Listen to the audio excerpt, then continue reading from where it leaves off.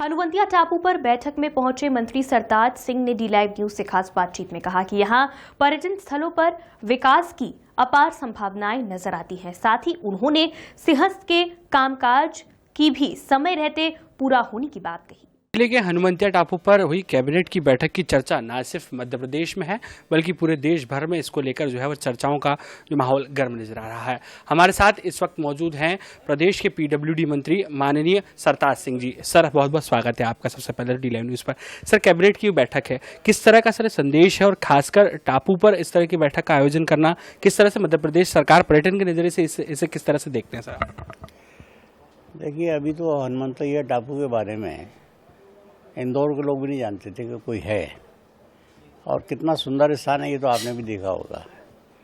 और इसमें अपार संभावनाएं हैं टूरिज़्म को डेवलप करने के लिए, और टूरिज़्म एम्प्लॉयमेंट जनरेट करने के लिए सबसे सक्षम एक प्रयास है, और इसमें बहुत अधिक संभावना है।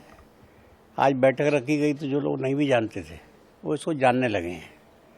तो कुल हमारा उद्देश्य ये है कि इस स्थान के बारे में लोग जानें, और दूसरा उद्देश्य ये है कि इस स्थान को कैसे हम विकसित करें ताकि टूरिज़्म के लिए जो सुविधाएं चाहिए वो सब डेवलप हो जाएं। उसके बारे में भी चर्चा होगी आज यहाँ पर।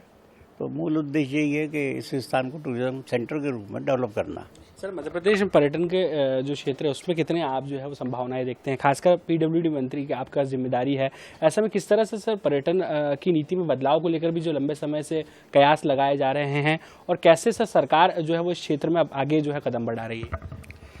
तो ये मध्य प्रदेश की एक विशेषता है, फॉरेस्ट और वाटर बेस्ड टूरिज़्म की अपार संभावना मध्य प्रदेश में है। डैम बहुत अधिक हैं और पूरे फॉरेस्ट एरिया में थे, बहुत सा एरिया तो सबमर्जेंस में निकल गया, लेकिन जो आइलैंड्स बचे उसमें फॉरेस्ट भी है और वाइल्ड लाइफ भी है। अब ऐसा अनूठा संगम बहुत से प्रदेशों के पास नहीं है जो मध्य प्रदेश में है। अब हमारी जिम्मेदारी केवल इसको डेवलप करने की है, सुविधाओं को बढ़ाने की है ताकि टूरिस्ट आ सकें। तो उस नाते जो मध्य प्रदेश की एक उपलब्धि संभावना है जो हमारे पास अवेलेबल है उसको ठीक करने की आवश्यकता है। और जहाँ तक सड़कों का मामला है तो हमारे सीएम साहब के निर्देश हैं कि चाहे वो कोई धार्मिक स्थान हो या कोई टूरिज़्म महत्व का स्थान हो, उनकी कनेक्टिविटी अच्छी होना चाहिए। तो उस दृष्टि से आपने देखा भी होगा अच्छी सड़कें हैं, जहाँ थोड़ी बहुत कमी है उसको हम ठीक कर रहे हैं, बना रहे हैं। सर, सिंहस्थ से पहले भी जो है वो पर्यटन को बढ़ावा देने के मकसद से मुख्यमंत्री खुद स्वयं जो है वो कई बार इस चीज़ का आह्वान कर चुके हैं। कई जो है वो भाषणों में भी उनका कहना है कि पर्यटन के नज़रिए से कहीं ना कहीं मध्य प्रदेश में अपार संभावना है।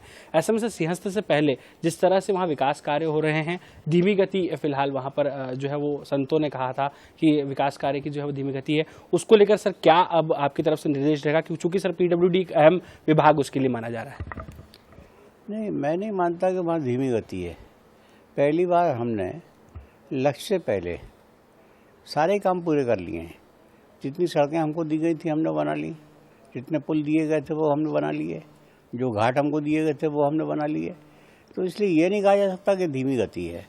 और दूसरा अंतर ये भी है कि इस बार के जो कामों की गुणवत्ता वो बहुत अच्छी है और बड़े लंबे समय तक वो काम चलने वाले हैं। तो सारे काम सही ढंग से हुए हैं। सर, सिंहस्थ में इस बार क्या गहरा संदेश रहेगा, क्योंकि संत समाज की जाजम वहाँ बैठेगी, देश विदेश से श्रद्धालु वहाँ पर आएंगे, ऐसे में किस तरह से सरकार का क्या जो एजेंडा और किस तरह से इस पूरे आयोजन को सफल बनाने के लिए जो है पूरी सरकार जोर दे रही है? नहीं, हमारा तो जो प्रयास होगा कि व्यवस्थाएं ठीक हो, और व्यवस्थाओं के लिए जो सड़कें बनना था, जो पुल बनना था और जो उनको रहने के लिए स्थान बनने थे, उन सब में काफ़ी काम हुआ, बहुत अच्छा काम हुआ है। तो इसलिए इस बार का सिंहस्थ बड़ा व्यवस्थित होगा और लोग इस बार की चर्चा करेंगे कि बहुत अच्छे ढंग से सिंहस्थ की व्यवस्थाएं की गई। और दूसरी हमारी सरकार का ये भी प्रयास है कि सिंहस्थ के माध्यम से हम भारतीय संस्कृति के बारे में, भारतीय अध्यात्म के बारे में दुनिया को बताएं, क्योंकि इस समय अच्छे अच्छे संतों का समागम होता है।